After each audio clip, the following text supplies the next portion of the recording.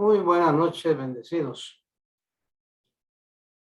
Qué grato verlos y saludarles con amor y cariño.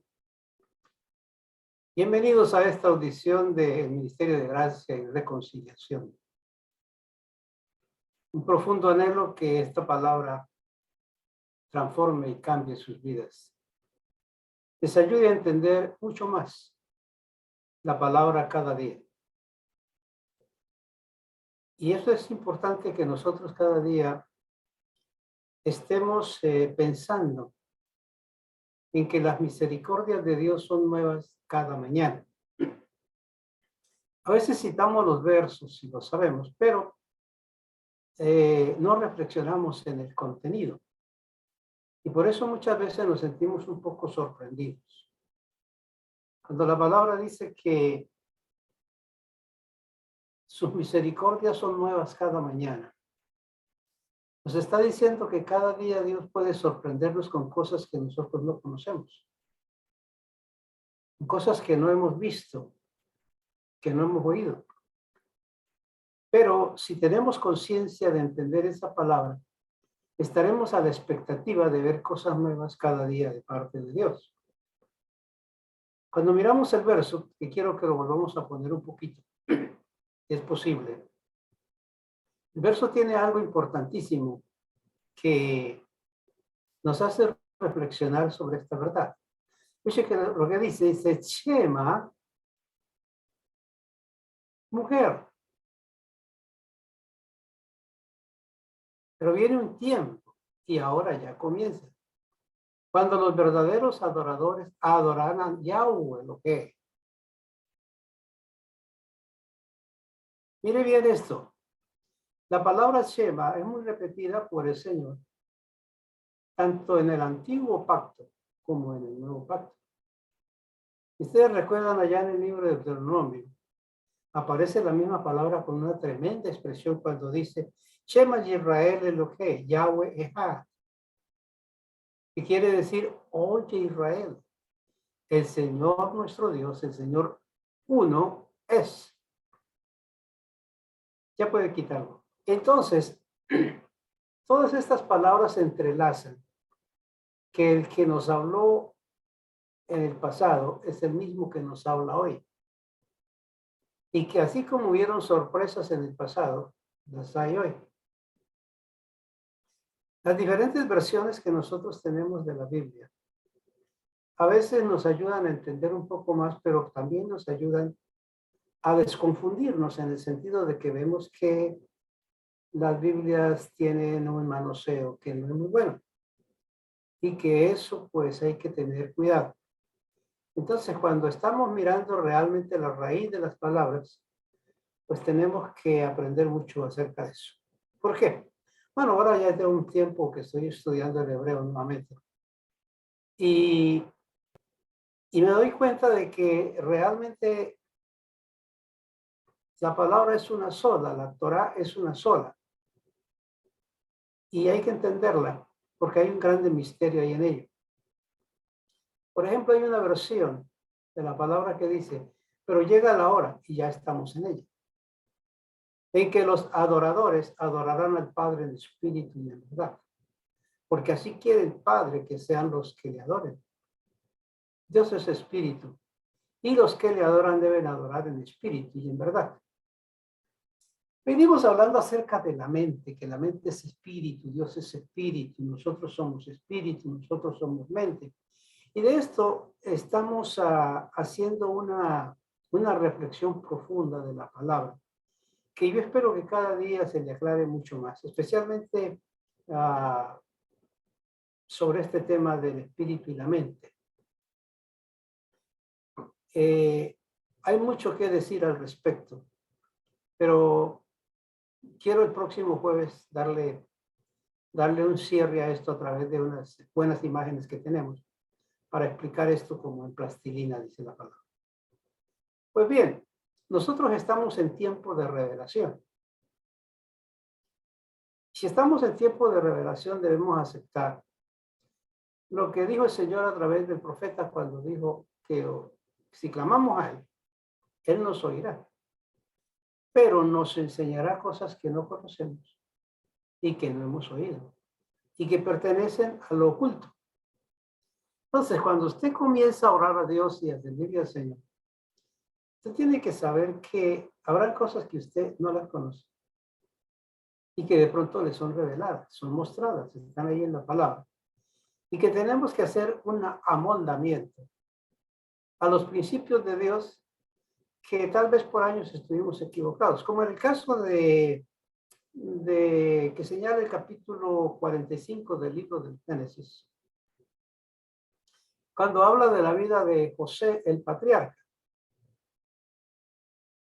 que es realmente es la tipología de la 14ª generación, que no es José el esposo de María, sino José el patriarca. Ahora, en esta tipología, José siendo muchacho, fue vendido a Egipto. Pero una vez que él entró a Egipto, José adquirió un nombre que lo conocieron por todo lado. Así se conoció en la casa del mayordomo y así se conoció en todo el imperio de Egipto. Y ese conocimiento llegó a todas las naciones de aquel entonces. Porque las gentes que comerciaban y negociaban con Egipto realmente no trataban con el faraón, trataban era con este hombre.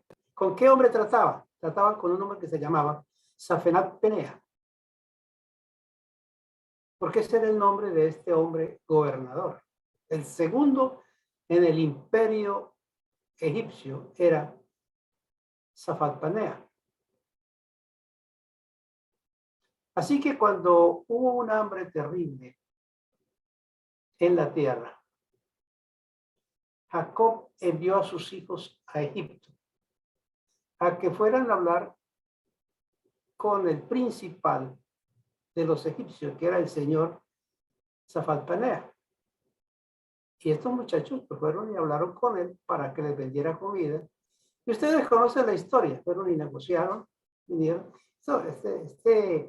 Este Safat Panea tenía ya un promedio de sus 40 y pico de años cuando ellos fueron a negociar, y fueron una vez y esperaron venir al otro año y volvieron a hablar otra vez con este señor Safat Panea.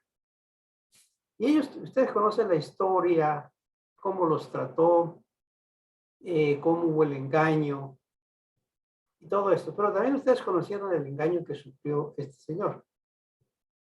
La cosa es que finalmente, en la tercera ocasión, cuando estaban todos los hijos de Jacob en aquel gran salón y estaban todos los sirvientes del reino, aquello era una cosa de opulencia, porque ver a Safat Panea pues era ver al propio faraón, porque era el segundo. Y de pronto Safat Panea se para frente a ellos y les dice, tengo algo que decirles. Y claro, la atención es tremenda. Dice, ustedes me han llamado por muchos tiempos, Safat Panea, y me conocen con ese nombre en el imperio y en todo el mundo. Pero mi nombre es José. ¿Usted sabe la admiración que hubo en los que estaban allí en aquel salón?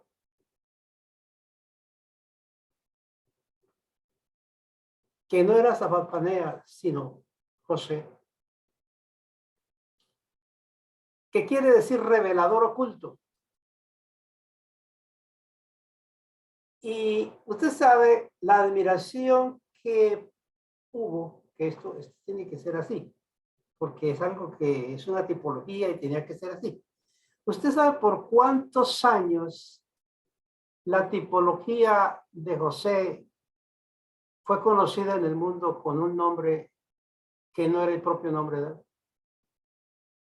Y que siempre fue Jesús, Jesús, Jesús. Y que llegó en el tiempo final, ya cuando se reveló a sus hermanos, dijo, yo no soy Jesús, yo soy Yahshua.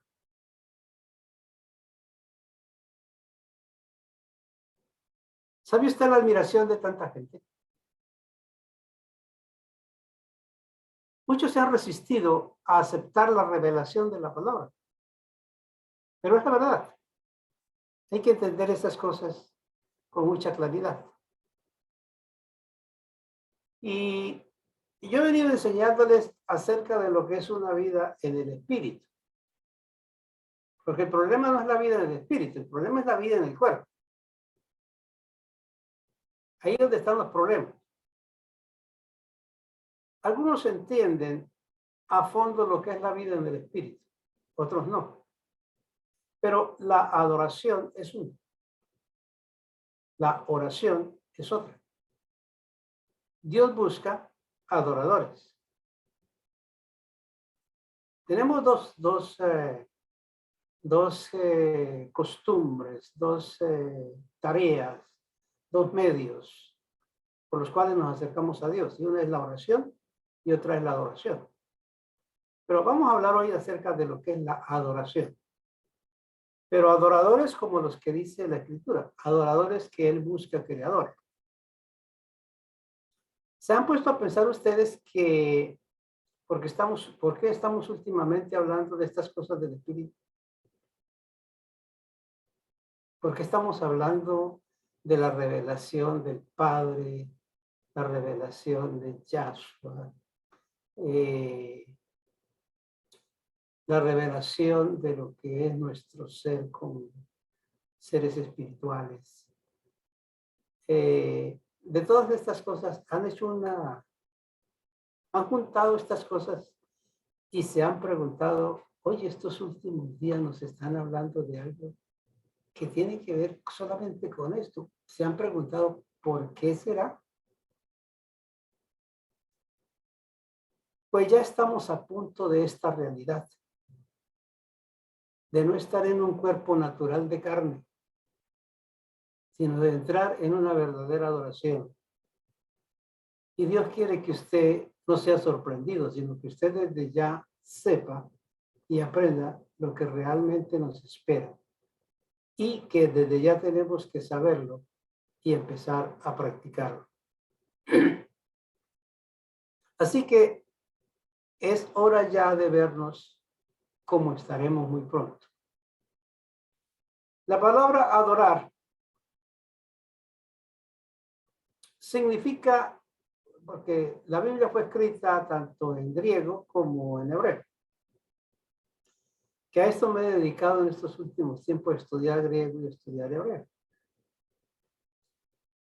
Y hay muchas cosas que empiezo uno a descubrir en la gramática, en la escritura, en la cultura y en todas estas cosas.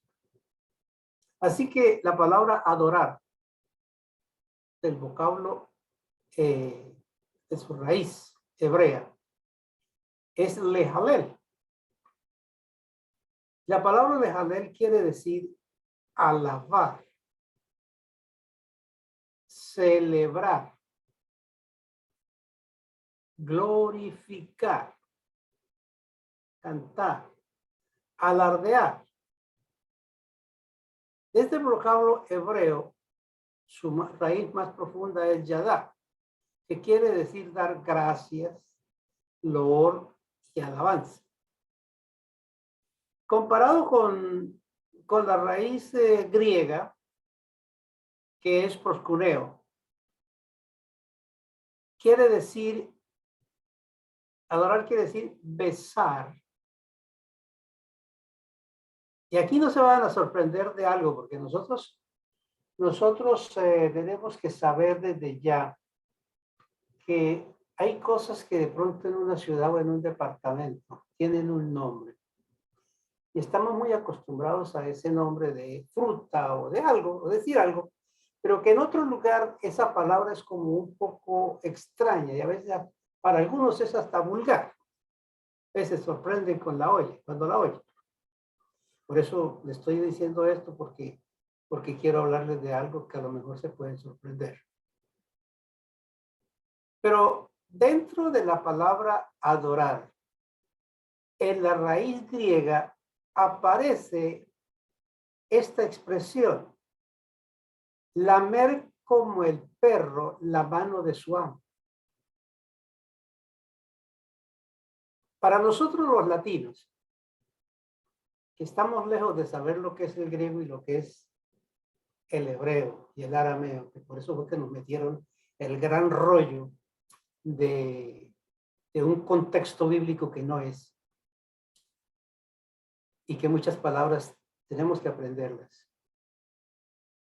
Entonces, nos pensamos que la palabra perro es una palabra muy vulgar, muy menospreciable, una palabra muy ofensiva, muy detractora. Pero cuando miramos la palabra perro en el hebreo, para nosotros el nombre de un animal es un animal, punto. Pero para los hebreos no. Para los hebreos el nombre de un animal tiene una razón de ser. El por qué se le dice algo. Es decir, cuando nosotros vemos una cosa y decimos que es grande, no es simplemente por decir grande, es porque es grande. Tiene una razón de ser grande, de decir grande porque es grande. Y si decimos es demasiado pequeño es porque es algo muy pequeño, tiene una razón de ser. Pues la palabra perro en el idioma hebreo es keleb. Pero keleb quiere decir algo muy diferente.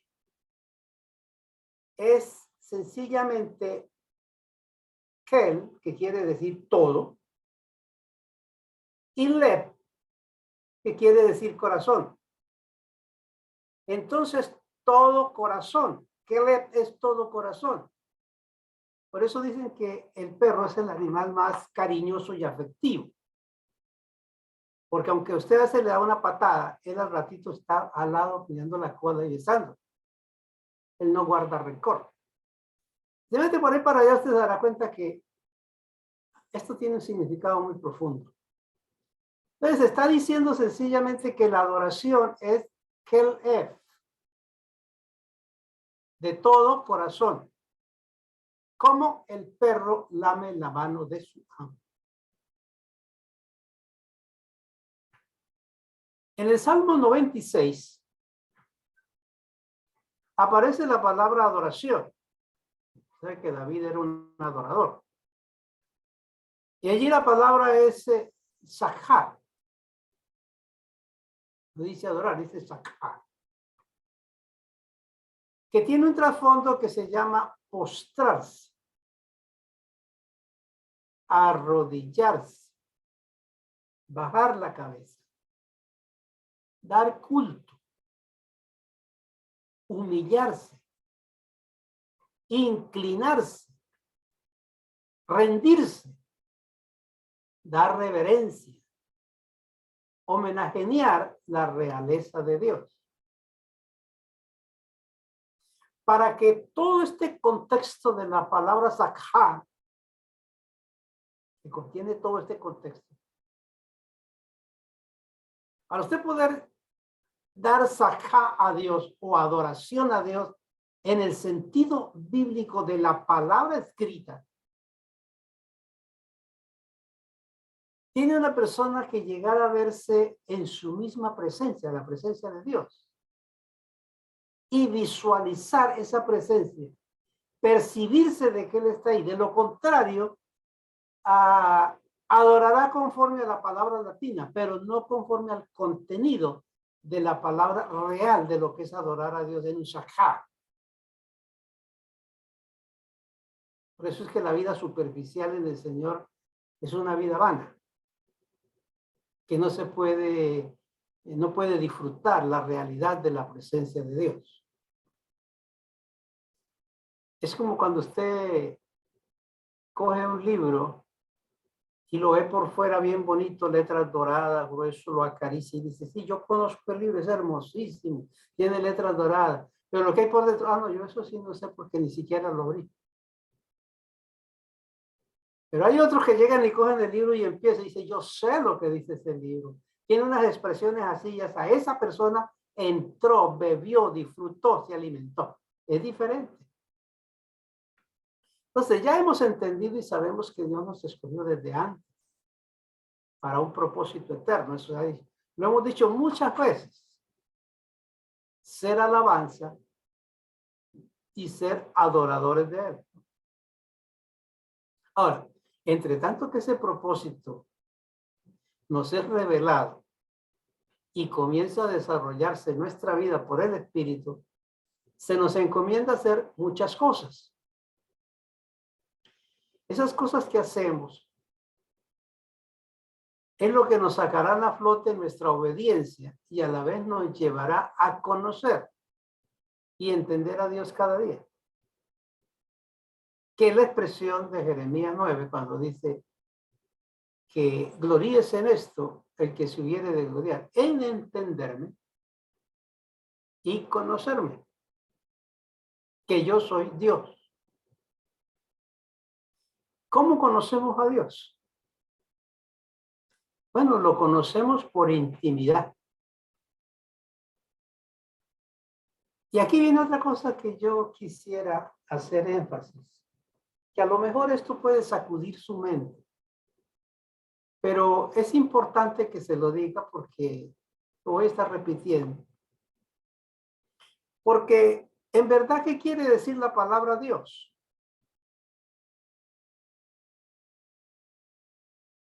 ¿Eh? Porque cuando nosotros leemos en nuestras Biblias todas las versiones latinas de gramática española, si va al Génesis 1 dice, en el principio creó Dios los cielos y la tierra. ¿Verdad? Pero si usted compra una Biblia cristiana, griega, en el griego, dice, en el principio creó Zeus el cielo y la tierra.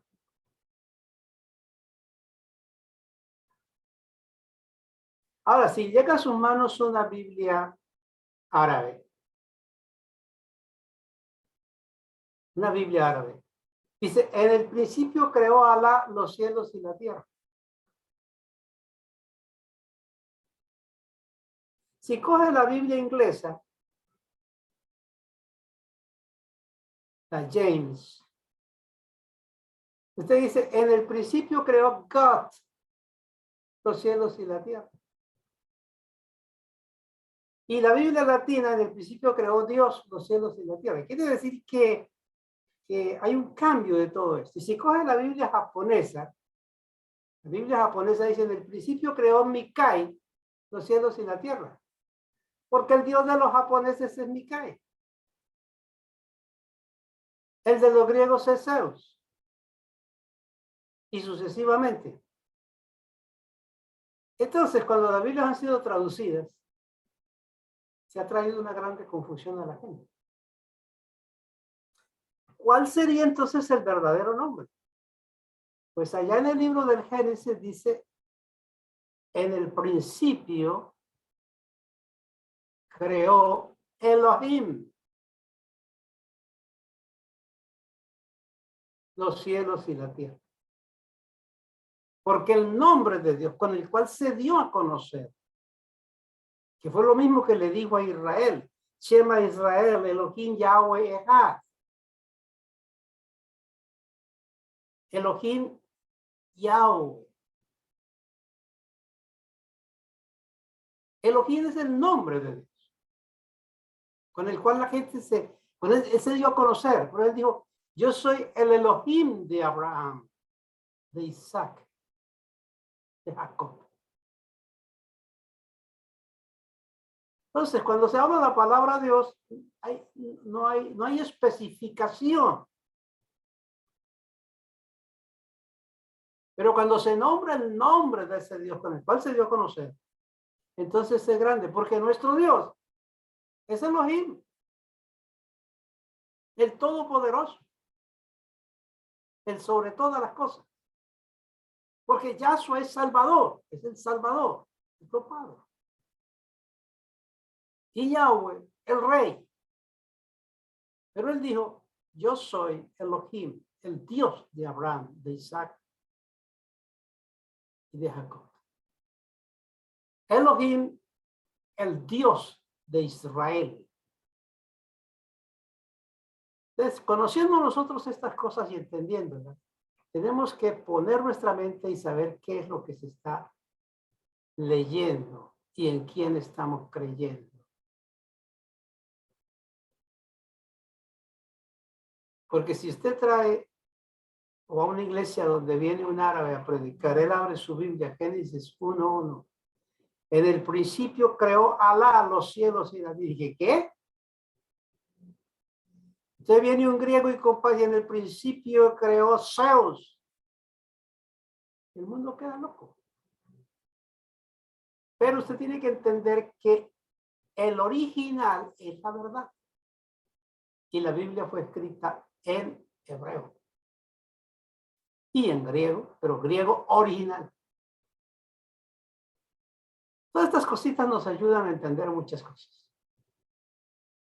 Entonces, usted llega a conocer a Dios por intimidad, o sea, a Yahweh, el Señor, a Elohim.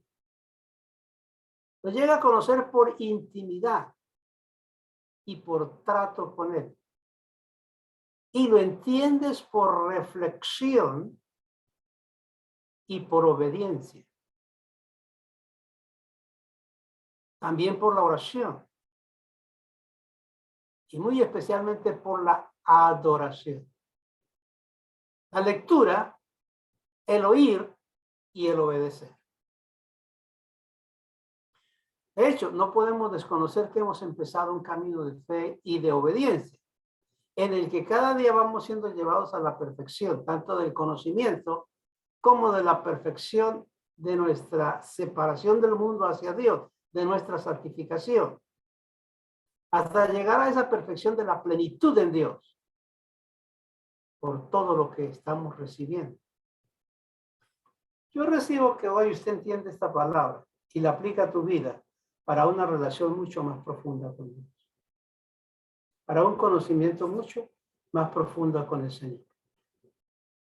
Siempre que Dios se acercó a los hombres, se hizo evidente que había llegado el momento de comenzar una tarea, un propósito para la cual había sido creado. Ese fue el caso de Abraham. Cuando Dios se acercó a Abraham, fue porque Dios tenía un propósito que cumplir. Cuando Dios se acercó a Moisés es porque Dios tenía un propósito que cumplir. Cuando Dios se acercó a Jacob fue porque Dios tenía un propósito que cumplir. Cuando Dios se acercó a Pablo fue porque tenía un propósito que cumplir él. Y créeme que esto no cambia la historia. Cuando Dios se acercó a usted es porque Dios tenía un propósito. Usted no puede pensar, Dios se acercó a mí porque yo estaba tirado en una cama enfermo y Él vino a sanar. Eso es bajar del cielo a la tierra. Eso es llamar noche a lo que Dios llama día. No, cuando Dios se acercó a usted es porque Dios tenía un propósito. Pero la forma religiosa que nos enseñó el mundo evangélico es contraria. Nosotros buscamos a Dios, Él no nos buscó a nosotros. Él no nos salvó, nosotros tenemos que buscar la salvación. Y así sucesivamente. Todo lo contrario a lo que Dios, el Señor, Yahweh, Elohim, Yahshua, nos enseña en su palabra. Pues bien, fue en ese encuentro que se manifestó a ellos la realidad de su llamado y la razón de su existencia. Así que con usted, conmigo, con nosotros, fue igual. Solo que estábamos equivocados por causa de la religión, que nos dijo eso. Dios no te buscó a ti. Dios no te buscó a ti. Tú tuviste que buscar. Y él dice todo lo contrario en Juan 15:16. No me elegisteis vosotros.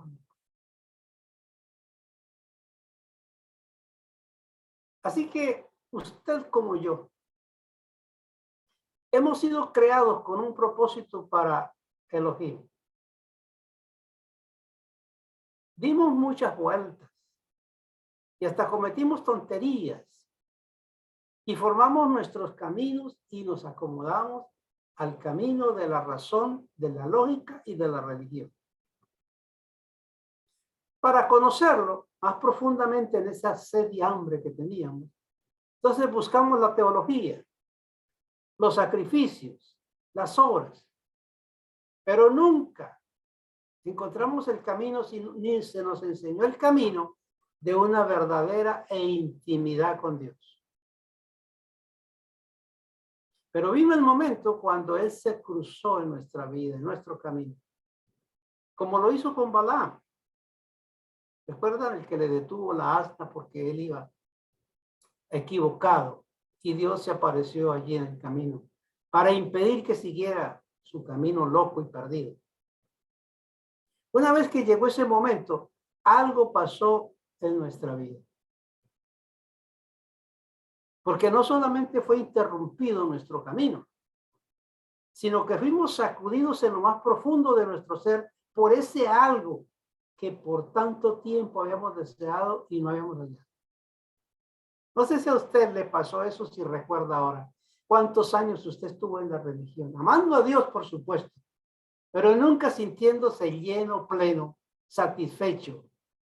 Y el día que escuchó la real palabra de Yahweh, de Yahshua sobre su vida, usted fue sacudido en lo profundo de su ser y dijo abiertamente, esto yo no lo había escuchado, pero esto me llena. Esto era lo que yo quería escuchar. Esto llena mi vida. Entonces se nos abrió una puerta que nos deslumbró y motivó a querer ver qué había más allá de lo que estábamos acostumbrados a ver. Y empezamos a oír y ver todo diferente por gracia. Era como en aquel tiempo que nos sentábamos en la iglesia y cuando el predicador decía, abramos la Biblia en el libro de Mateo, tal, muchos creyentes decían, ay, ese tema ya lo conozco, lo he escuchado como 10 veces, 20 veces. Todas las veces que hablo, lo mismo. Ya llegaba a eso. Cuando conocimos esta palabra, llegamos y abrimos el verso y no nos mosqueamos en ese tipo. Algo nuevo tiene que haber aquí porque este verso lo ha predicado el pastor como 20 veces y esta vez vuelve y lo abre. ¿Qué nuevo habrá en ese verso? Porque encontramos que hay algo totalmente inagotable de la palabra. Ese fue el caso de Moisés en la zarza, o el de Jacob en el camino a su casa, o el de Pablo en su loca persecución contra los creyentes. ¿Y por qué no decir el tuyo en su vaivén de la vida religiosa? Donde posiblemente, según usted por casualidad, fue a tal lugar y oyó, vio y sintió tal cosa, y sintió que eso era lo que buscaba y que no había encontrado antes. Ahora quiero mostrarle uno de los principales propósitos de nuestro Elohim, que te creó y te llamó a su camino, y que está escrito en este pasaje de Juan 4. Allí dice que ha llegado la hora. La hora tenía que llegar para cada uno, de que comience esa experiencia única y gloriosa para su vida. Y la verdad le digo que yo creo que esta es la hora señalada para usted en el día de hoy. Tú ahora sabes que además de muchas otras cosas que quieras hacer o que el Señor quiera que hagas, esta sobresale sobre todas. Eres un adorador. Para eso fuiste creado, para adorar a tu Creador y a tu Señor. Pero hay un tipo de adoración que usted debe conocer ahora y llegar a ese nivel divino. Elohim no solo quiere que lo adoremos, porque hay muchos adoradores. Y el Señor se agrada de eso. Pero la adoración que Él busca está más allá de lo comprensivo de la mente natural. Dios está buscando adoradores. Más de que usted lea la palabra, vaya a la iglesia, diezme, siembre, comparta la palabra, gane gente. Él está buscando algo de ti que solo lo puede dar en tu espíritu, no en tu mente natural. Generalmente cuando vamos a orar, decimos que le adoramos, pero muchas veces ni siquiera sabemos qué es adoración y menos del espíritu. Y es porque no hemos reflexionado o cuando se nos ha enseñado esto no lo hemos captado en nuestra vida y por eso hay que repetirlo a veces muchas veces.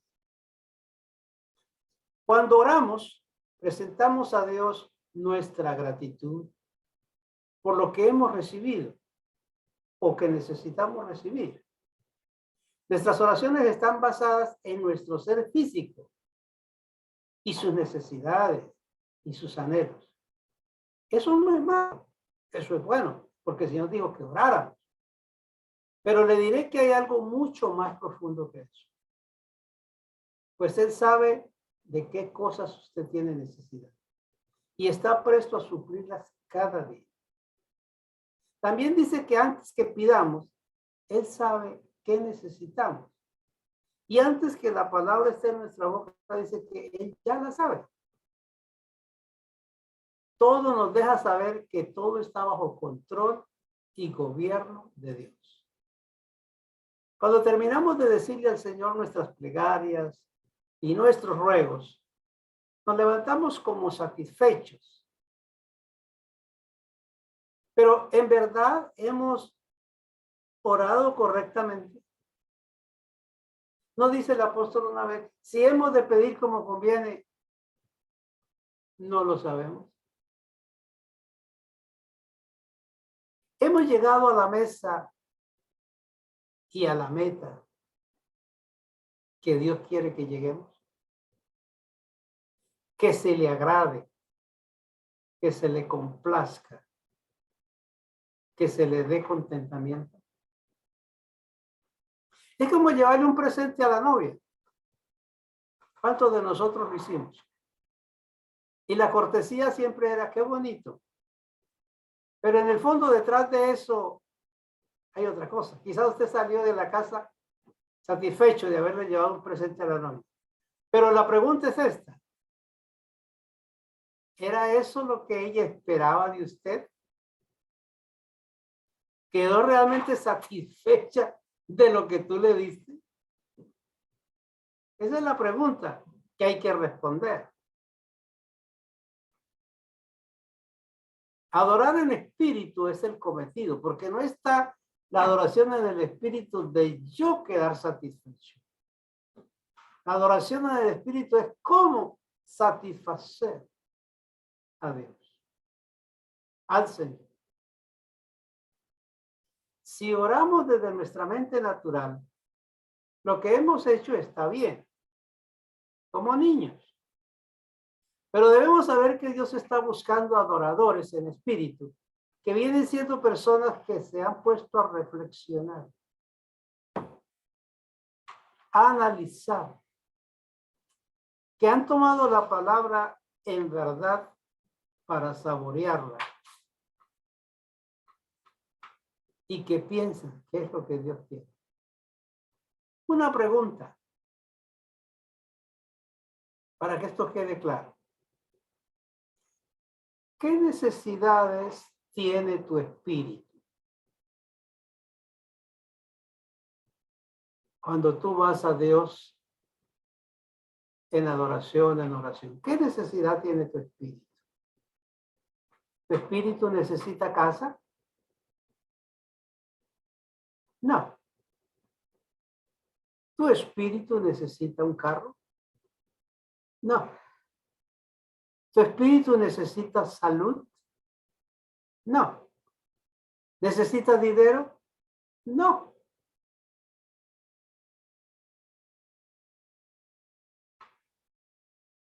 ¿Acaso no dice la palabra que Él nos hizo perfectos en espíritu con una sola ofrenda? Eso quiere decir que te hizo santo, pleno y completo. Entonces, cuando tú vas en espíritu a Dios, usted va como un ser perfecto y completo, sin necesidades. Si no tiene ninguna necesidad en tu espíritu, y es desde allí que usted debe de orar a Dios, entonces, ¿cómo debe ser tu oración y tu adoración?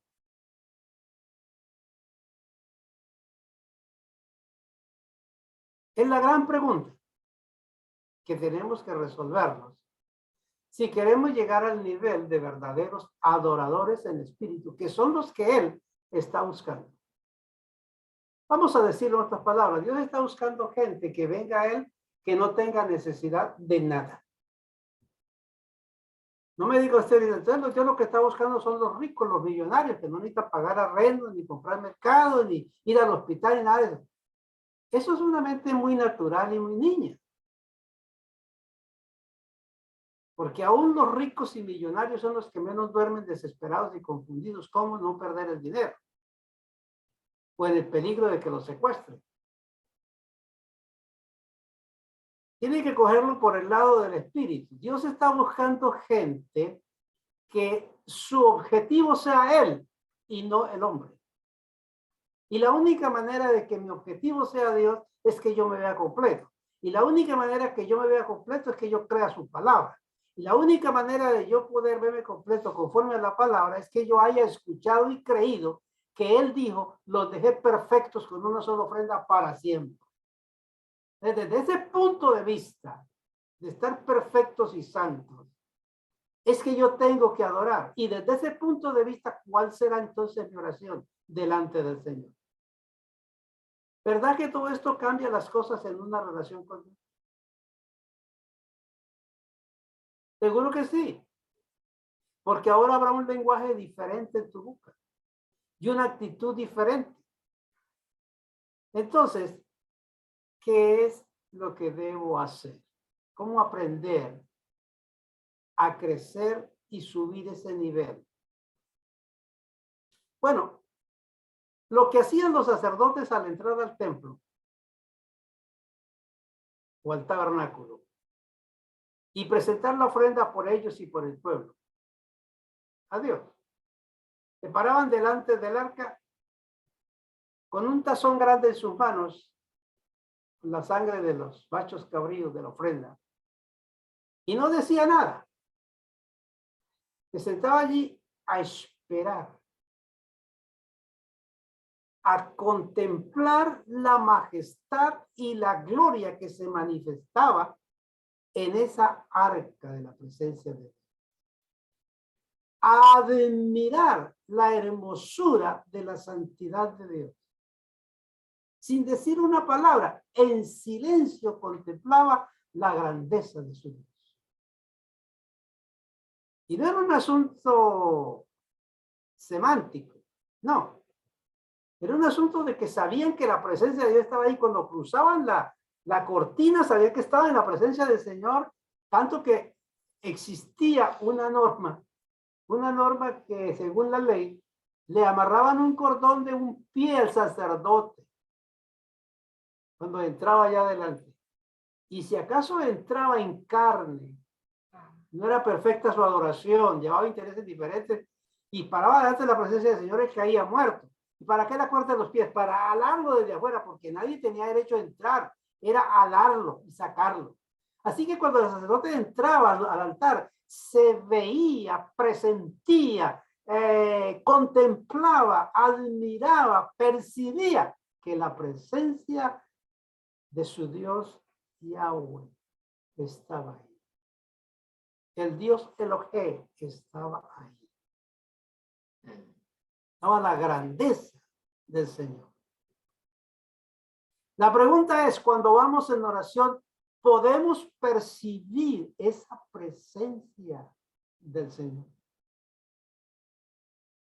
Porque si no percibimos su presencia, pues no podemos adorarle.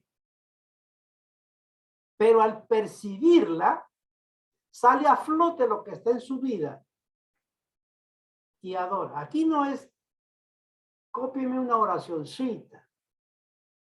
Voy a aprender a orar. No, aquí es que lo que está dentro sale, porque está frente a una presencia soberana y gloriosa, delante de su creador y hacedor.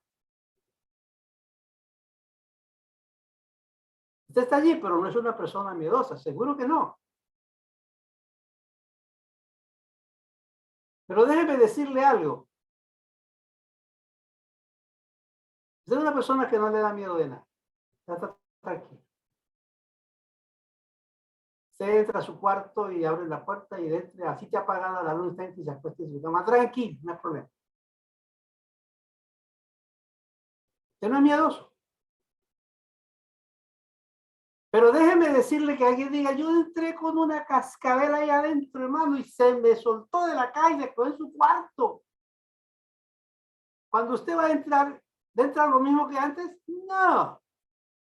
Usted abre la puerta porque usted sabe que hay algo allí que lo puede matar. Entonces usted entra percibiendo cualquier cordón que estaba ahí por años. Usted ya lo ve como la serpiente. ¿Eh? Cualquier cosita usted la ve como eso. Usted percibe que hay algo ahí. Usted siente terror, siente miedo, porque hay una presencia. Pero no dijo el Señor que bienaventurado y que Él ama a los que tiemblan ante su palabra.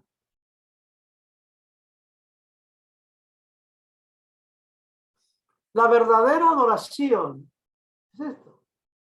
¿Qué es lo que sale en tu vida cuando sabes que le dieron esa noticia? Miedo es lo que sale de dentro, lo que está allá adentro. Pues cuando usted entra a la presencia de Dios, ¿qué es lo que debe salir de dentro? Adoración. Verdadera adoración, porque es lo que está dentro de su vida. Eso no hay que aprenderlo, es algo que esté dentro. Por el conocimiento que tiene de Dios. No hay que recordar nada, aprender nada, decir nada. Simplemente eso sale. Eso es adorarlo. Es el lenguaje que sale silencioso de su espíritu hacia Él, en la contemplación y la admiración. Pero usted sabe que dice el apóstol allá a los Corintios, dice, el hombre natural no percibe eso. El hombre natural se arrodilla y ora y llora diciéndome, quítame este dolor. Llora diciendo, Señor, súplemelo del arrendo. Señor, llorando, pero se paró y es natural. ¿Eso está mal? No, no ha podido penetrar a esta parte que Dios está hablando. Ustedes saben que yo hace un tiempo vengo diciendo hay que ir más allá. Más allá. Entonces, es como los hebreos siempre tenían el hecho de vivir sobre lo sobrenatural. No era algo que lo hablaban, era algo que estaba en la palabra. Era algo que es algo que nosotros vemos ahí en la palabra, algo que está envuelto en ella, pero que muchos no lo conocen. Por ejemplo, cuando usted mira las 7 fiestas que se celebraba para Yahweh, había una que se celebraba el 8º día, porque el 7º pues es el día de perfección, pero el 8º es el 8º que es el día sobrenatural. En 7 días Dios hizo el mundo, pero el 8º era la fiesta que era sobre lo natural. En 7 días hizo lo natural y el 8º era el sobre lo natural. Y la fiesta 8ª era sobrenatural. Dios siempre habla de lo sobrenatural. Dios habla de eternidad, eternidad, eternidad. Cuando uno toma la palabra eternidad, se sabe que cada signo de la letra de los signos hebreos, cada signo tiene un nombre y tiene un número. Cuando cogemos la palabra eternidad y la sumamos, nos da a la postre 8. 8 es sobrenatural. O sea que la eternidad es sobrenatural. Cuando tomamos el nombre de lo que es la Torá y sumamos el contenido de sus letras, nos da al final 8. ¿Por qué? Porque la Torá es lo sobrenatural de todo lo escrito. La Torá es lo sobrenatural. Cuando tomamos el nombre Yahshua, la suma del contenido de letras nos da al final 8. ¿Qué quiere decir? Que Yahshua es sobrenatural, es el hombre que está por encima de todo. Le dio un nombre que es sobrenatural. Dios nos ha llevado a lo sobrenatural. Y lo que Dios quiere es que nosotros nos sintamos, percibamos y contemplemos el lugar donde Él nos ha llevado, que no estemos como dormidos, sino que despertemos a esa realidad. ¿Alguna vez usted ha quedado perplejo ante su esposa o ante su esposo y no le diste nada? Solo lo contemplas con amor, con admiración y con respeto. Pues eso es una burda forma de lo que en verdad es adorar en espíritu a Dios. Nada tiene que pedirle, nada tiene que rogarle, solo admirarlo, adorarlo y amarlo. Ahora, por eso insisto en renovar la mente, en ir al origen, al principio, al lugar donde fuiste creado, donde fuiste formado y donde fuiste manifestado. Y cuando puedas ver ese lugar, quedarás admirado, estupefacto, al ver la matriz donde tú te formaste. Eso es reflexión que me hace crecer en adoración hacia Dios. Esos hombres y esas mujeres que llegan a percibir esto son las que Dios está buscando. Y oro a Dios porque halle eso en ti. Un adorador en espíritu y en verdad. Una persona que puede moverse en su mente hacia Dios, transportarse hasta percibir esa gloria frente a su vida. Cuando se percibe eso, nos cuidamos de todo lo demás. No hay nada que nos interrumpa. Nada dejamos atrás. No nos arrodillamos a estar en la presencia del Señor, pero estoy pendiente que la olla del arroz en 15 minutos hay que bajar. Bueno, estoy orando, pero estoy pendiente que me van a llamar y el teléfono debe estar ahí. Esos son anclas que impiden que la persona pueda entrar en ese percibir de la gloria de Dios. Amados, cortar con todo lo que nos ancla para percibir a Dios y entrar a Dios es un crecimiento espiritual que te llevará a una gloria más trascendental. Si lo llegas a lograr, sentirás que tu vida es diferente y conocerás que entonces el Dios de Israel es tu Dios, es tu Señor, es tu Creador, es tu Salvador, es el Todopoderoso, es el sobrenatural en nuestra vida. Bendecidos con toda bendición.